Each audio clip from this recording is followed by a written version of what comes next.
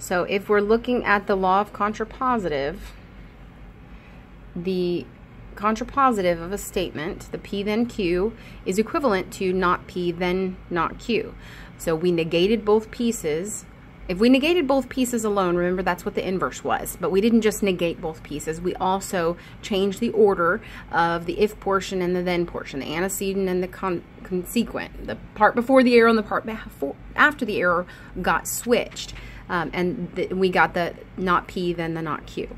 Now those were equivalent statements from back in 3.4 we saw that. Now the law of syllogism, which I don't know, when I teach this in my classroom, I don't know if I use that exact term because I don't know if that's how you pronounce that, to be honest. But I call this the domino effect. P knocked over Q, Q knocked over R, so therefore P overall knocked over R. Okay, so we're using these pieces to kind of come together with this example that we have down here. Okay, so coming back here. So there's more, but I'm going to keep going. All right, so the first one that we want to consider is A then not B then D. Right there, that is the law of syllogism, or the domino effect. This together gives us that the first knocked over the last. It's not officially knocking over, but you can kind of get the idea. So now those two, A to D, and now we have R to not D. Now we would like to be able to use that domino effect again, or that law of syllogism on page 140 again. That's D, looks like a P, bear with me there.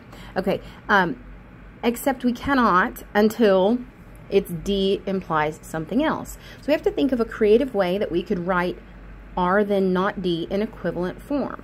This is where we get to the P then Q is equivalent to the not P then not Q by contrapositive, which I was just kind of mentioning a minute ago. Again, we saw that in 3.14. So if it's R then not D, we can, according to the contrapositive kind of pattern, switch the order, which would have given us, so if we switch the order alone, not D then R, that's not the contrapositive, that's the converse. Converse converts or changes the order that things are done. Our if, the piece before the if, and the piece after the if changes orders. Okay, those are not equivalent. However, that's half of doing the contrapositive, switching the order, and then the next thing is to negate them. So just doing it in stages. We switch the order and then negated them. We have D then not R. And that is the contrapositive, which is equivalent. Those are truly equivalent. Okay, so we can go back up here, and instead of R then not D, we could write A then D gives us, and then the rewrite of this we found to be D then not R. And then look at what that gives us. A gives us D, D gives us not R. So overall, does A give us not R?